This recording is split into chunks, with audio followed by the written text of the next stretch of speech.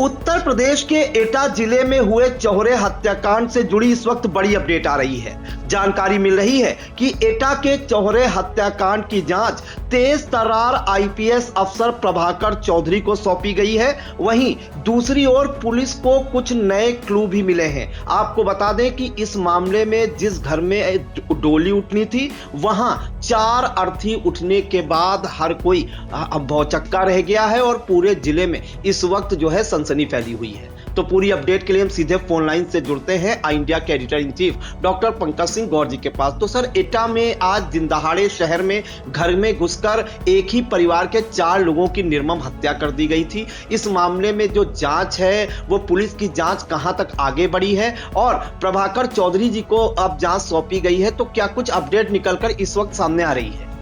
देखिए प्रियांशु, उत्तर प्रदेश के एटा में सोमवार की दोपहर उस समय सनसनी फैल गई जब एक ही परिवार के 4 लोगों की नृशंस हत्या कर दी गई। और ये बताते हैं कि सिर कूचकर चारों की हत्या की गई है। इसमें कॉटेज का कोई उपयोग शायद सामने अभी तक नहीं आया है, लेकिन अपने आप में दिल दहला देने वाली ये वारदात जिसने भी देखी और सुनी वो बिल्कुल दहल सा गया। दहल इसलिए गया क्योंकि एक तो दिन दहाड़े और एक ही परिवार के 4 लोगों की हत्या कर दी जाती हो तो वो अपने आप में बड़ा सवाल है। और सबसे बड़ा सवाल यह है कि हत्या से कुछ ही देर पहले जो मृतक हैं उनका बेटा घर पर खाना आकर खाने के बाद वापस चला जाता है, तो तब तक सब कुछ सामान्य था।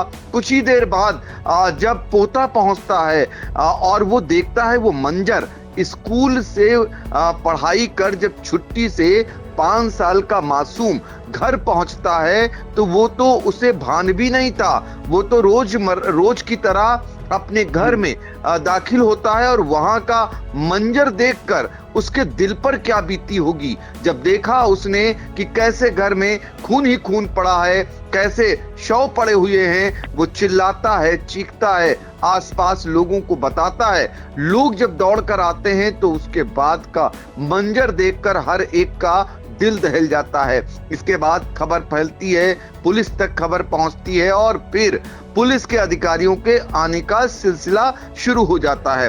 और एटा नगर कोतवाली इलाके के नगला प्रेमी नगर क्षेत्र है जहां पर ये वारदात हुई। और वारदात के बाद भारी पैमाने पर पहले तो स्थानीय पुलिस के अधिकारी जो हैं उनके आने का दौर शुरू होता है, जिनमें अपर पुलिस अधीक्षक श्वेताब पांडे हैं। ये कई थानों की फोर्स के साथ पहुंचते हैं। चूंकि मीटिंग में गए हुए थे एसएसपी श्याम नारायण सिंह, वो मीटिंग छोड़कर वहां से भागे दौड़े आते हैं और फिर आने का अधिकारियों का सिलसिला शुरू होता है। डीआईजी प्रभाकर चौधरी वो आकर के मौका मुआयना करते हैं। प्रभाकर चौधरी जो तेज तर्रार आईपीएस में उनकी पहचान होती है। उसके बाद एडीजी अनुपम कुलश्रेष्ठ, इनके ये आगरा जोन की हैं जहां से इनके आने का क्रम होता है। और ये आने के बाद ये मौका मुआयना करती हैं, अधीनस्थों को निर्देश देती हैं और इसके खुलासे की जिम्मेदारी तेज तर्रार आईपीएस डीआईजी प्रभाकर चौधरी को सौंपती हैं। 4 टीमें इसमें लगाई गई हैं। इससे पहले dog squad team, forensic team वहां से साक्ष्यों का संकलन करती है। और सबसे बड़ा जो साक्ष्य पुलिस के हाथ लगा है वो ये है कि सीसीटीवी फुटेज में पुलिस शायद अपने पास प्राप्त कर लिया है और पुलिस को ये विश्वास है कि उसमें जो आने जाने का क्रम है वो उसके जरिए पुलिस बहुत जल्दी उन हत्यारे तक पहुंच जाएगी जिसने घटना को अंजाम दिया है। फिलहाल प्रथम दृष्टया ये माना जा रहा है, क्योंकि कोई इनकी दुश्मनी नहीं थी, ये माना जा रहा है कि ये कोई अपने ने ही अंजाम दिया है, यह आशंका जताई जा रही है। इस हत्याकांड का पहलू देखिए, दिल को कचोट देने वाला वो पहलू देखिए कि महज कुछ ही दिन बाद यानी 11 फरवरी को पोती है यानी डॉक्टर गंगा सिंह साक्य की, उसका नाम है ज्योति, जिसके पिता कमल सिंह साक्य दवा कारोबारी हैं। उसकी 23 साल की उम्र है और 11 फरवरी को उसकी डोली उठनी थी उसी घर से। और इसी घर से सिर्फ ज्योति की ही नहीं बल्कि उसकी मां रत्ना देवी जो 40 साल की हैं, उसकी दादी श्यामा देवी जो 65 साल की हैं और उसके बाबा डॉक्टर गंगा सिंह साक ये 70 साल के हैं। इन चारों की अर्थी उठती है, यानी चारों लोगों की नृशंस हत्या कर दी जाती है। और ये विडंबना जहां शादी की तैयारियां चल रही हों, जहां डोली उठाने की बात हो रही हो, ऐसे में रिश्तेदारों तक खबर पहुंचती है, कोहराम मच जाता है। अपनों तक जब खबर पहुंचती है तो उनमें कोहराम मच जाता है और पुलिस की भारी पैमाने पर अधिकारियों के साथ भारी पैमाने पर फोर्स ये पता लगाने में जुट जाता है कि आखिर इनका दुश्मन कौन है, इन्हें मारने के पीछे कारण क्या है। इनकी दुश्मनी भी नहीं है लेकिन मारा किसने है, ये सब चीजों को लेकर जांच पड़ताल शुरू हो जाती है। और जो दवा कारोबारी हैं कमल, वो घटना के मैंने आपको बताया कि कमल सिंह शाह की घटना के कुछ ही देर पहले यानी वो पहुंचते हैं 1 बजे के आसपास यहाँ खाना खाने के लिए। और इसी के आसपास ये आशंका जताई जा रही है कि ये वारदात हुई है, यानी चारों की हत्याएं की गई हैं।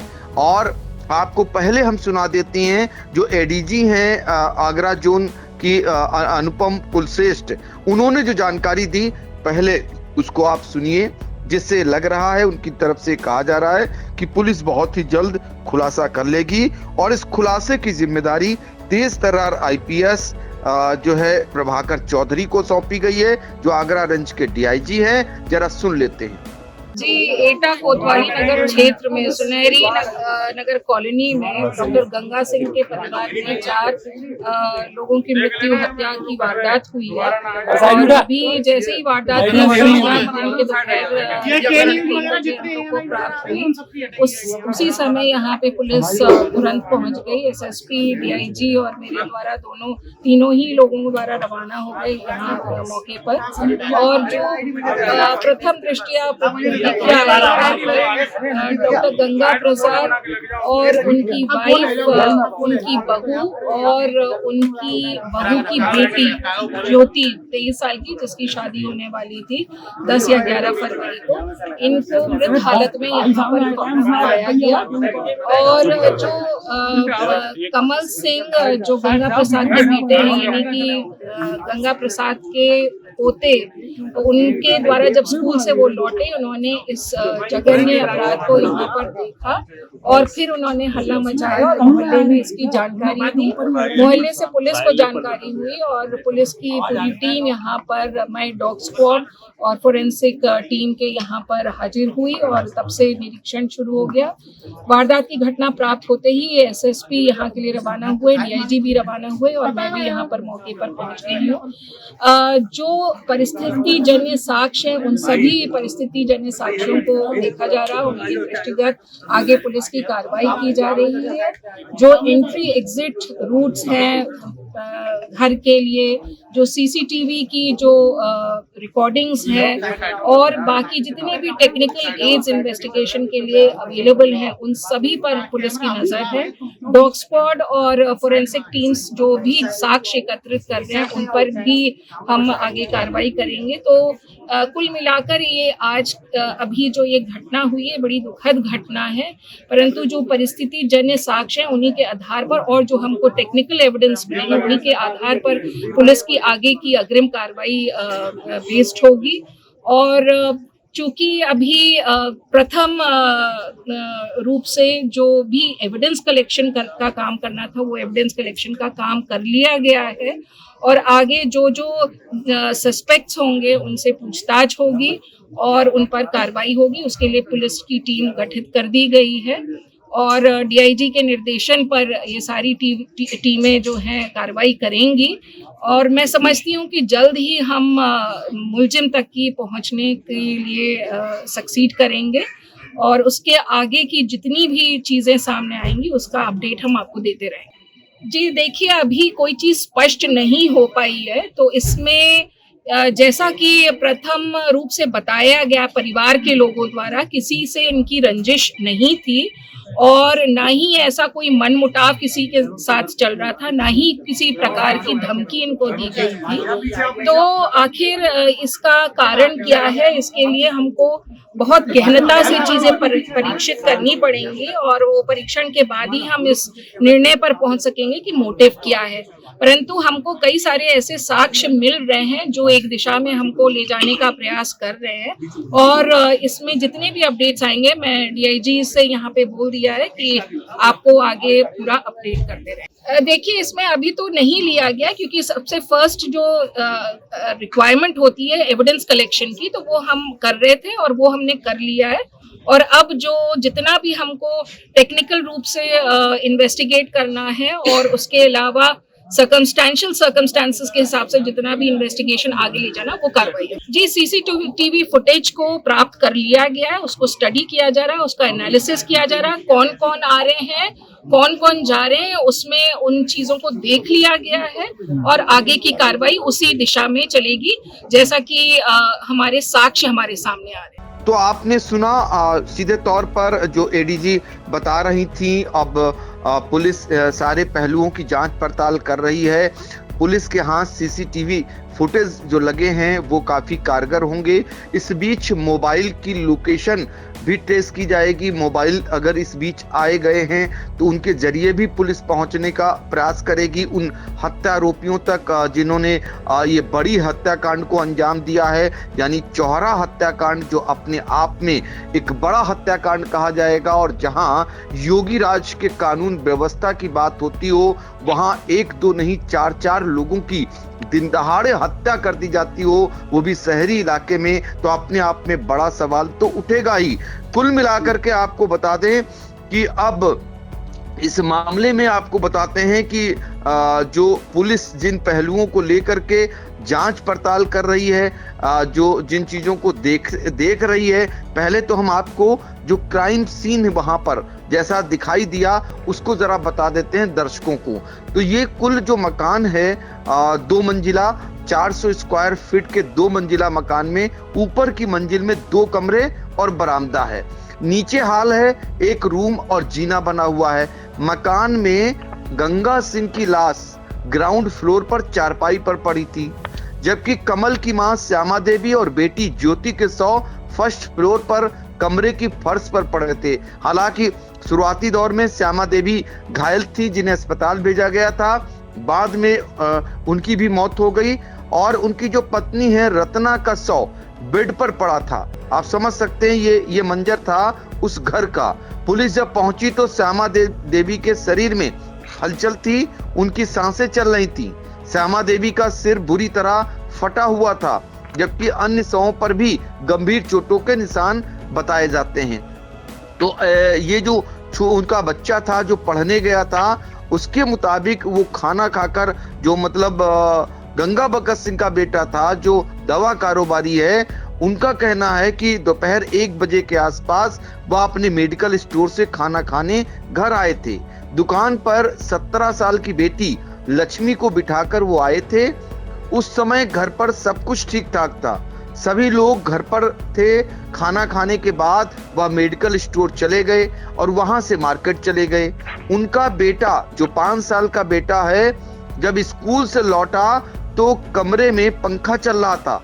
उसने बरामदे में अपने शूज उतारे और कहने लगा कि ठंड में पंखा कौन चला रहा था। जब कोई जवाब नहीं मिला तो अंदर जाकर देखा, अंदर का मंजर देख उसकी चीख निकल पड़ी और उसने शोर मचाकर लोगों को बुलाया और तब लोगों को जानकारी हुई कि यहाँ पर इतना बड़ा हत्याकांड हो गया है। तो ये 5 साल का देवांश जो देखता है मंजर, उसके बाद उसके दिल पर क्या बीती होगी, उसको कितना समझ में आया होगा। वो चीखा और चिल्लाया, तब लोग दौड़े तो पता चला कि यहाँ पर मंजर ही कुछ और है। कुल मिलाकर पुलिस को जो प्रथम दृष्टया ये लग रहा है प्रियांशु कि ये हत्याकांड जिस मामले में कोई अपना है, चूंकि इस हत्याकांड का जो कारण ये निकल करके अभी शुरुआती दौर में आ रहा है कि कोई दुश्मनी भी नहीं थी ऐसी, और कोई बात भी ऐसी नहीं थी, और किसी अपने ने ही जिस तरीके से बुरी तरीके से सिर कूचने का काम किया है तो कोई अपना ही है। और फिलहाल सीसीटीवी के जरिए पुलिस उन तक पहुंचने के प्रयास में है, और पुलिस की जो जिन एंगलों पर जांच चल रही है उनमें आपको बता देते हैं कि हत्याकांड के समय को लेकर पुलिस को शक है कि वारदात से पहले रेकी की गई होगी, नंबर 1। नंबर 2, कारोबारी कमल के जाने और उनके बेटे के स्कूल से आने के बीच हत्याकांड को अंजाम दिया गया, जिससे किसी जानकार पर हत्याकांड का शक गहरा गया। यानी कोई ऐसा जानकार है जो ऐसे समय को पूरा नजर में रखे था कि कब उनका बेटा आता है, कब उनका पोता आता है, इसके बीच में ही हत्याकांड को यह अंजाम दिया गया है। और फिर एक साथ 4 लोगों की हत्या को लेकर कयास लगाया जा रहा है कि हमलावरों की संख्या 1 से ज्यादा रही होगी। ये भी एक अहम बात है। दूसरी बात यह है कि घर में लूटपाट की बात से परिवार इनकार कर रहा है। अब हत्या का कारण प्रॉपर्टी है या कोई और, इन सवालों के जवाब पुलिस तलाश रही है। तो दुश्मनी भी नहीं है और ऐसी बात भी नहीं है कोई, तो जाहिर सी बात है कि पुलिस अब इन सब एंगलों को लेकर जांच पड़ताल कर रही है। सीसीटीवी फुटेज आने जाने के जो लोग आए गए हैं वो शायद उसमें कैद हो गए हैं, तो पुलिस को कुछ हाथ जरूर लगा है क्लू। अब सबकी निगाहें तेज तर्रार आईपीएस डीआईजी जो है उन पर प्रभाकर चौधरी पर लग गई हैं। अब प्रभाकर चौधरी के नेतृत्व में 4 टीमें खुलासे के लिए लगी हैं। उम्मीद है कि पुलिस बहुत जल्दी इस चौहरे हत्याकांड का खुलासा कर देगी। जी बिल्कुल, तो उत्तर प्रदेश के एटा में हुए चौहरे हत्याकांड मामले में तेज तर्रार आईपीएस अफसर और डीआईजी प्रभाकर चौधरी को खुलासे के लिए जो है लगाया गया है, और उनके नेतृत्व में 4 टीमें लगाई गई हैं जो इस हत्याकांड के खुलासे का पर्दाफाश करेंगी। इस मामले में एडीजी आगरा जोन अनुपम कुलशेष भी पहुंची और उन्होंने एक बड़ा बयान दिया मीडिया को कि जल्द ही पुलिस जो है हत्यारों तक पहुंचेगी। फिलहाल जो है पुलिस को क्लू एक हाथ लगा है सीसीटीवी फुटेज के जरिए, तो पुलिस की जांच जो है अब तेज हो गई है और माना जा रहा है कि तेज तर्रार आईपीएस अफसर डीआईजी प्रभाकर चौधरी के नेतृत्व में जल्दी इस वारदात का खुलासा होगा। तो क्या खुलासा होता है, कौन इस हत्याकांड में शामिल है, ये जब खुलासा होगा तो इंडिया दर्शकों तक पहुंचाने का काम करेगा। सर, इन तमाम जानकारियों के लिए आपका बहुत बहुत